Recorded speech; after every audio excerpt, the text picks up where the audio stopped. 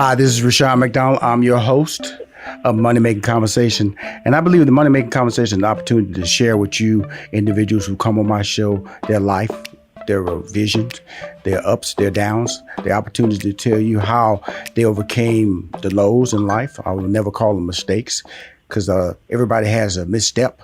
And sometimes those missteps are unplanned. And how you plan to get out of that step is what we're talking about on Money Making Conversations. And it enables me to talk to people from so many different walks of life, people I know, people I don't know. And it's encouraging, let you understand that I'm here to make your life a lot better.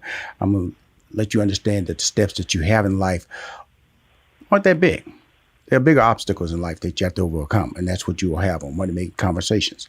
My next guest is a Grammy Award Winning Artist, songwriter, producer, actress, and philanthropist. What started as a willpower challenge in 2014, the vegan lifestyle has improved her mental, spiritual, emotional, and physical state. Over the past 4 years, she has hosted monthly vegan challenges online, accompanied by her Vegan Transition Guide, a free starter guide for people interested in transitioning to a vegan lifestyle.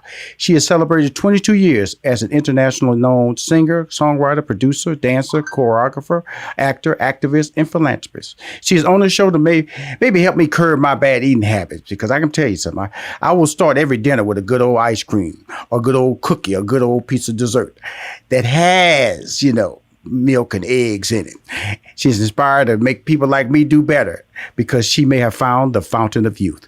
We also will talk about her role in the second season of the popular Fifth Ward drama, now streaming on UMC.TV network. Please welcome to Money Making Conversations, Mya. Hello there. How are you? Well, I had a lot to say about you, Mya, before we got started, huh? That was a handful, a mouthful. All good. Well, that's what happens when you've been out there for 22 years, my friend. It's a blessing, know. It really is, because we all start out. I can think back because I started out at IBM. My degree was in mathematics, and then I wanted to be a stand-up comic, and I left IBM to pursue a career as a stand-up comic. And it was so far away where I wanted to be. In fact, where I am right now, I didn't even see myself being at this point. All I wanted to do was just be successful. And at the age of 18, all you wanted to be successful. Talk about those early years of reaching that success. And then we'll talk about, finding yourself as to where you are right now today. Well, I started out as a child of the arts, and it's something that I just love to do. Outside of school, of course, but I was also involved in gospel choir, in the orchestra, and the dance team at school. Mm-hmm. And those were the highlights of my day because kids would come together for a common goal, whether it was to compete or perform or put something together ourselves to showcase. And it was all love, all great synergy, all common goal, and about success, but we had to have discipline. And so my early years from 4 years old on was shaped by the arts, but also I come from a very musical and artistic family. So I was always around it and always, I would say, given examples of what to strive for and to be. My father is a musician who inspired me greatly.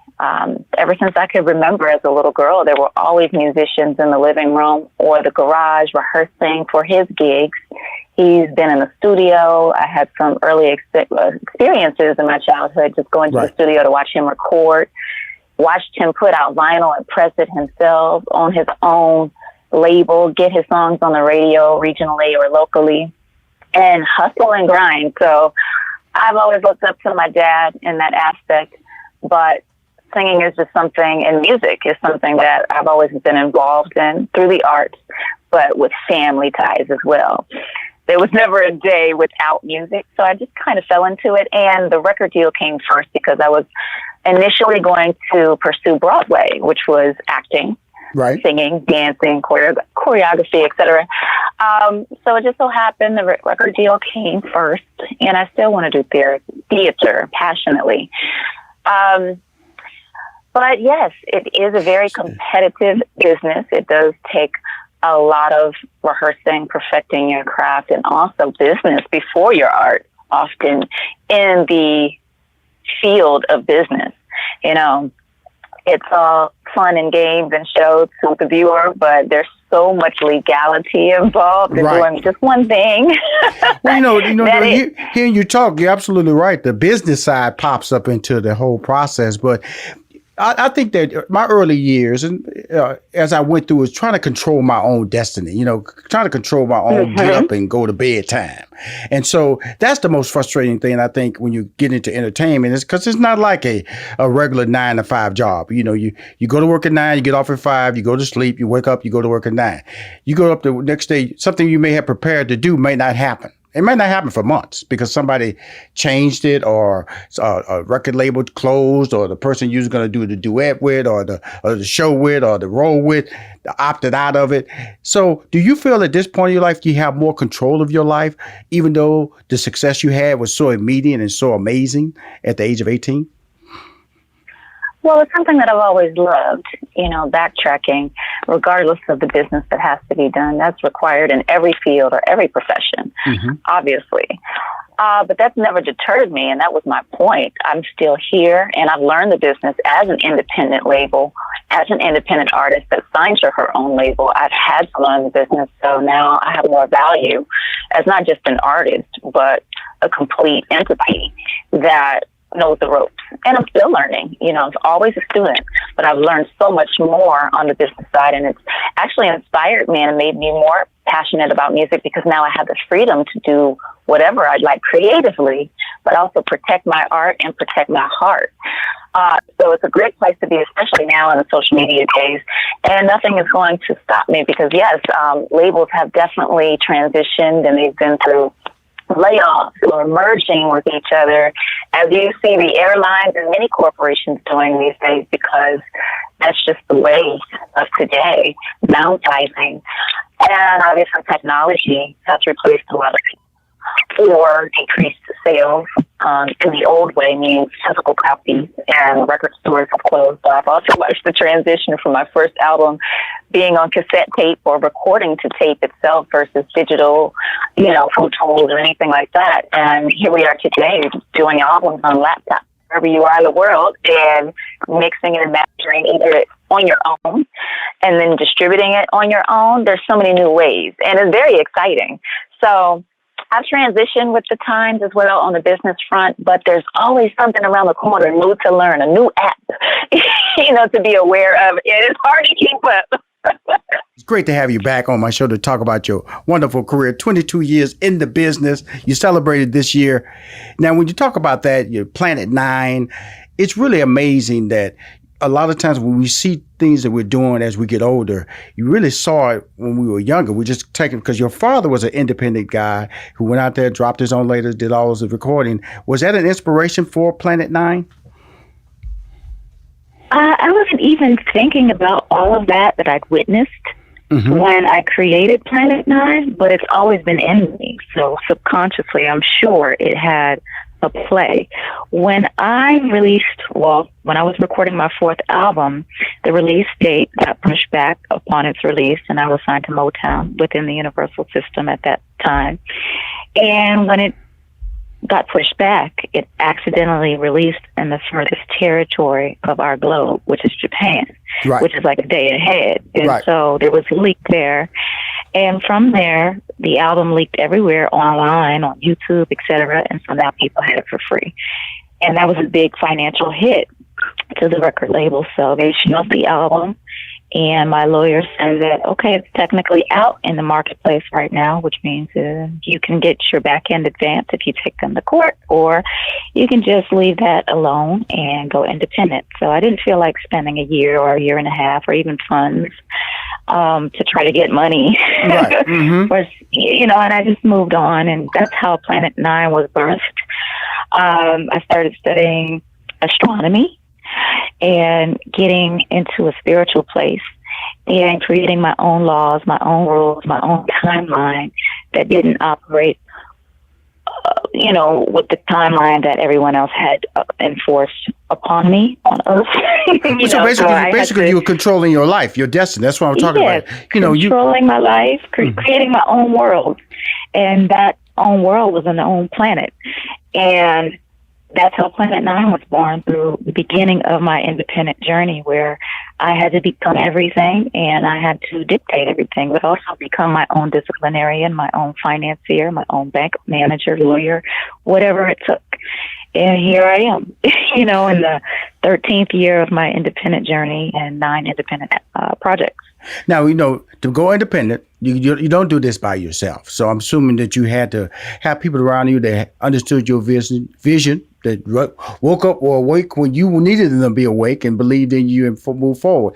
Well, did you have to reformulate or create a new team when you decided to create this level of independency for your own career and for you personally? Well, I had already had my creative team, meaning my musicians and dancers, as well as engineers, etc., and my own studio. In 2005, I moved from California back home to my roots to take care of family, to start my nonprofit organization. And, my brother built my studio for me. I became a teacher and developed all the curriculum in the arts and tech program, the Mya Arts and Tech Foundation. And so I did that for years at home prior to the break and the split with my label, Motown, in 2007. So I already had a team that I was touring with, but they were out of my hometown. So it felt like family. And, that was a great cushion to have because I needed them more than ever.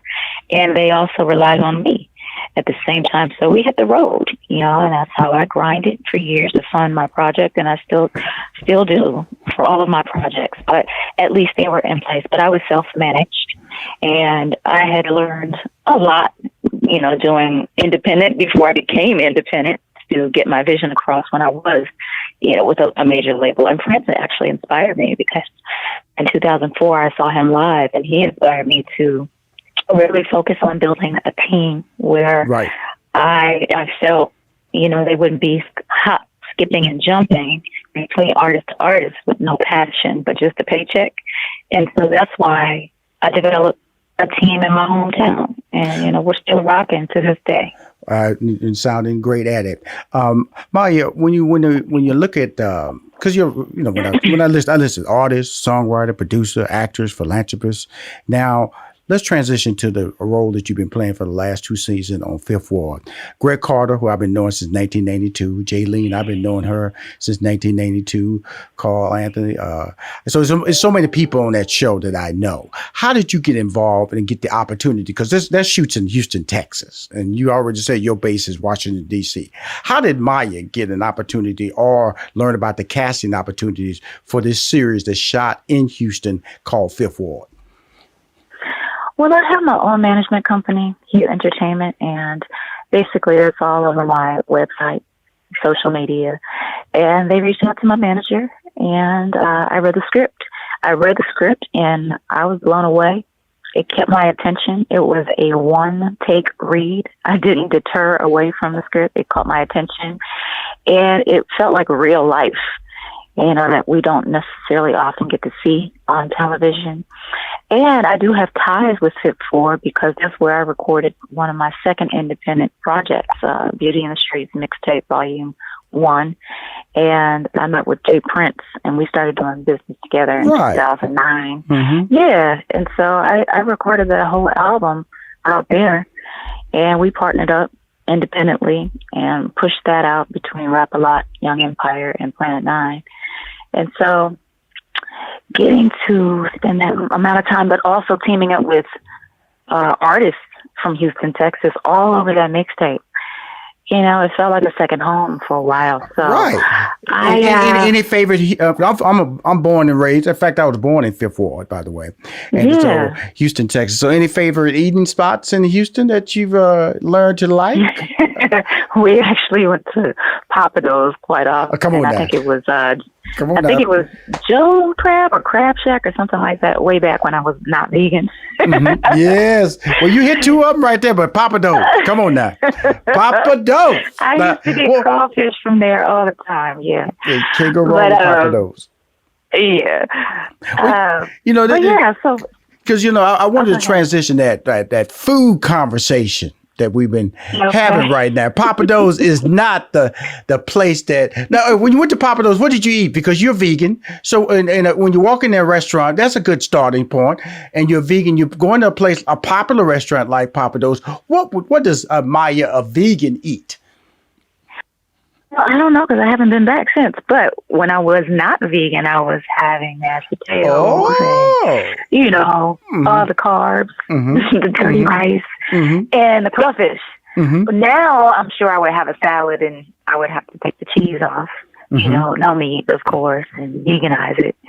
But, I'm sure they have broccoli or corn on the side and all the side dishes you can probably have without the butter. Right. Now let's go to this book that may change my life because I'm a sincere person. I'm the worst eating person that you can come into because of the fact that I don't follow the rules. I will eat ice cream when I feel like it. I will eat a donut. I have Krispy Kreme on an app on my phone, by the way, Mya.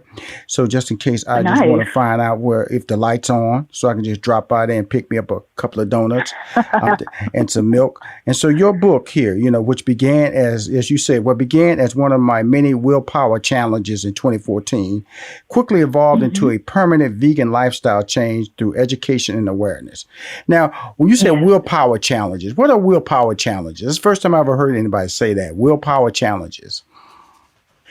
Well, I started these willpower challenges in 2007 when I became independent. And I knew that I would need to begin to trust myself, but also master myself, every part of myself, and become my own trainer, nutritionist, everything, because there was no longer the support or budget there from a major label to do those things for me. And so I had to become those things. And in order for me to become those things, I had to instill discipline. So I would strip something away from my life every year for 365 days or do these crazy things like run a marathon with no training, 26.2 miles, or, these master cleanses for 10 days straight, no food. Come on. Hold on. Now, Miss In Shape here now. You just said you ran a marathon with no training. You just up and just start running. That's what you just said, Mya. I mean, you're supposed to train for 8 months before you run a 26.2 mile marathon. Right. And I had 2 months to try to get it together because 2 months prior, I just decided I was going to go ahead and run after ankle surgery because my doctor told me not to. And I knew that I could do it with my mind. And that year I was vegetarian, but I put myself through pain. I also condition myself with these types of things because I know I'm going to need it in life, but I also do a lot of stripping away of the things that I do like because a lot of the things that I like are not necessarily good for me. And so if I can let go of the things that I really like, then I won't overreact when something is stripped away from me. So it's mental conditioning really. And that allows me to succeed, but also take the blows a lot easier and then start over again. From nothing or not knowing something and become a student and remain a student and stay humble. These are a series of willpower challenges. Well, you just challenge yourself. Well, you look in the mirror and go, "Hey, I'm going to do this," because I like that. I like that's a potential book for you. You know that, right? Maybe. Come on now. We're going to talk about this other book that I'm reading here that you're giving away for free that you need to be charging people for. Obviously. Well, this is I want people to have the information, and it's not quite a book yet, but it's a vegan starter guide. It's a young lady called J.J. Smith selling like 3 million copies of green smoothies, and it's not even thicker than this. Okay. But that's okay because I'm planning on, I'm going to be recording an audio book for the free starter guide. There you go. People like to listen versus read sometimes. Oh, absolutely. And both will be available, but because I'm so passionate and this information is everywhere, but people often ask me questions about how to go vegan, why to go vegan. This is too difficult. Can I go vegan on a budget? Can I go vegan if I have family members that don't want to go vegan? How do I make my family go vegan? I wanted a place that people could go to answer all of these questions instead of me typing paragraphs, on social media all day. And I just give them the link because I really do want to offer this information that's free and available everywhere else. And that's because I'm just passionate, and it's done so much for me, and it's no secret really. But there needs to be one place with all of this information. So that's how it started, and I usually use it as a tool for the vegan challenges that I do monthly online. Okay. To help people further, okay, cool. what they like to do. Well, the name of the show is Money Making Conversations Mya. Okay, just let you know. I'm just being consistent with you now. Rushion Yes, McDonald, this is how I talk now. If I see an opportunity to make money, I will tell somebody, hey, this is the money making opportunity here. But of course, you've told me, Rushion, but this is the work. This is the philanthropy, but this is also me being a student and becoming a teacher simultaneously. So I'm also learning while people are asking me questions. And so now it's propelling me into this space. This is me doing my homework. When I see a book like this, first of all, it's informative. Secondly, we're in the middle of a COVID-19 pandemic. And when the COVID-19 pandemic hit, it obviously stated that people of color, black and brown, are overtly affected by COVID-19. I remember when the CDC announced in Atlanta, Georgia, where I'm based, it said 80% of the hospital cases for COVID-19 the first week that they started making the information public were African Americans. And then they turned around and they said, and then I started reading your book and you're saying that being a vegan can help you because you state that you have seen countless suffer from, of the people countless from diabetes, cancer, obesity, clogged arteries, high blood pressure, heart disease. This is all what's really basically either causing African Americans or people of color to get sick or dying from COVID-19. Because of COVID-19, has there been a major push towards you to get information because you are an expert at this? And I brought you really on the show to talk about Fifth Ward, but also talk about this whole vegan lifestyle, because we've always known that people of color have always been dramatically criticized for our eating habits. Well, that is not our fault. And because of slavery, black folks, we have had to basically take what is left over, the scraps and the remains, and make do with that. And that is where we are plagued with issues because we've been taken out our environment, we've been taken out of our environment, away from our natural sunlight, vitamin D, away from our natural foods, which is not accessible here in America unless you were already here as a Native American. My grandmother was a chocolate American Indian. And so, there's been a lot of confusion about that too, but that's a whole nother conversation. Anyhow, we don't have access. We are no longer living in nature. Mm-hmm. We're no longer living near the equator. So we've been given things that our bodies are not made for. That's number one, geographically and based on habitat. And so, of course, our bodies are going to react accordingly. If we're not in the sun as people, like we need to be, biologically speaking, then we suffer as well. Our immune system is compromised. And so going back to nature, and when I say vegan, that doesn't necessarily mean healthy, but that's the starting point, plant-based stuff, because what's happening in our food system, in meat in particular, even the FDA says, processed meat is causing cancer in humans and pets. Right. I've lost 3 animals to cancer, and I'm sure that's the reason. So you have that factor, but then you also have everything that I mentioned regarding habitat and access. And then you have economic issues where in the hood they put liquor stores, and markets and fast food restaurants, not Whole Foods. So we have a lot of things that are backwards, but it's been designed that way for us to fail. And then we also have habits that we've adopted not too long ago from slavery that are hard to break. The white sugar and everything. But you have a potential plan here, though, Mya, that can help us. And that is starting let me ask you, because you're high profile. You're a celebrity. You're a star. And a star in the African American community. All right. How do we? I'm not saying it's not out there. Rushion just coming to the table. I've always been a fan of your brand. Just the first time I've heard the vegan side of your brand. How do we help get this information out there with you being the face of it? How can I do that? How can Rushion McDonald help you? Well, the starter guide is available at myamya.com/lifestyle. My social media page is Mya Planet 9.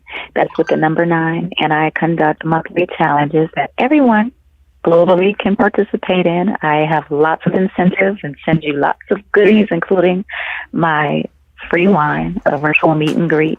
And sometimes when the world is open, I do one-on-one time, cook for the winners. Also, we've gone on retreats in the past, and I'm planning on another one, of course, when COVID-19, et cetera, is over.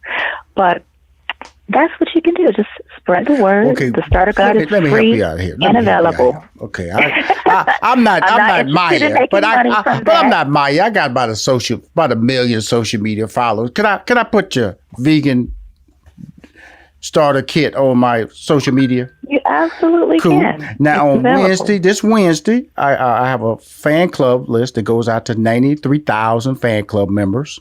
Can I drop it in there with your picture? Sure. Okay, absolutely. Cool. Good job. So we got 2 things. I'm 2 for 2 so far with Mya, because when I look at this, I say, what do vegans eat? Fruit, that's me. Figs, that's me. Vegetables, nuts, seeds. That I'm all up in there, that first part. So then they say what vegans don't eat, and they go into land mammals, cow, lamb, goat, pig. See right there, pig is pork, ribs for me. See. That right there, that's when you start losing Rashawn McDonald. Chicken and turkey, I had that this weekend. Seafood. But here's the good news. Here's the good news, though. You don't have to give up anything that you already like to go vegan, because there's a plant-based version now available everywhere. But also, you can make with the beans, the nuts, the seeds, and some nice flour like spelt flour or coconut flour, chickpea flour, some alternatives to the white flour. There's wild rice, there's black rice that's better for you. Quinoa, superfood, ancient grain, that's better for you than the white rice. So like I said before, vegan doesn't necessarily always mean healthy, because there's a lot of junk food that's vegan. There's vegan donuts, vegan fries. Did you say junk food? You said junk food. I've never heard of junk food and vegan tied in the same sentence. There's a whole lot of junk food that's vegan. Man, there's chocolate cakes, there's donuts, but vegan doesn't necessarily mean healthy. About to have a relationship here now, Mya. You said the word junk food and vegan at the same time. But you can have vegan mac and cheese. You can have vegan version of collard greens. You can have vegan candied yams. We're just replacing the animal fat-based butter with a vegan butter that's made from plants. It tastes exactly the same. Okay, let me ask you this, Mya, because I'm having a good time with you. I hope you're enjoying this interview, because I'm having a good time. You have a good personality about it. Wait. Okay, now, do you have any videos where you cook stuff? I actually did my very first virtual cooking session online last Saturday. How was the response? How was the reaction? Oh my goodness, it was sold out. Okay, first of all, stop, Mya. Stop. You too much. You too much now. Okay, you said online, and did you do a Zoom registration? What did you do? Yes. Okay, so I am a member of a platform called Candy, and you can find them at Meet Candy on Instagram. And basically, they sent out a newsletter, a flyer. I also posted, I invite people to come to the virtual cooking session. There's a link, meetcandy.com/celebrities/cook with Mya. It's how you book your space. It's only exclusive and limited to 20 people on Zoom at a time. And so I give them 2 weeks to sign up. And what I do is craft a whole recipe, as well as ingredients and tool supply kit list. I just posted it. It's on my Instagram page, but it's my last post. But I send them all the ingredients that they get in advance. We make an appetizer, a main course, and a dessert live together. But they get all the stuff in advance so that they can go shopping and we can cook simultaneously together. The first hour is spent cooking and preparing everything. And then we eat together for the next 30 minutes, chop it up. And then the last 30 minutes are spent with a Q&A. Okay, cool. And that's the cooking session. I got to slow you down. See, now you're okay. Now. See, you and me, we're going to get along. I know we're going to get along. This ain't going to be our last call. It's not going to be our last call yet, because of the fact that what you're doing is a whole game. See, you're looking at a guy now who, during the pandemic, I actually planted, sage and dill and jalapeno peppers and tomatoes in some flower pots in my backyard. So I'm leaning in that direction, and I was stunned at the harvest that I get every day from my backyard. I'm ready for okra next year. I'm ready for some cucumbers. I'm really planning stuff for next year. And so with that being, so I hear you talking about, now I got to ask this question, not to be embarrassed, not to say, can you cook though? Mya, my goodness. I put my foot in my food. People don't even know it's vegan when I cook. It's seasoned. You're talking noise. I know you're an actress, you can overly embellish disability and stuff like that. I'm telling you. Okay, cool. Okay. I'm telling you, all my friends, they're like, oh my gosh, this is good. My family, who eats everything that I don't eat anymore. Because I just went to your social media. I'm just tell you this right now, Mike. I just went to your social media, okay? You have a Twitter and you have an Instagram. That's all I found, Twitter and Instagram. I didn't see no pictures of food. I didn't see no pictures of you holding food. I didn't see no pictures of you eating food. I didn't, none of that. Swipe left. And then you gonna go, I put my foot in it. This is what I do, Rashawn. See, I see that's like you talking smack to me, Mya. No, I don't talk smack. I back it up with action. Cool. I am a walker, not a talker. Okay.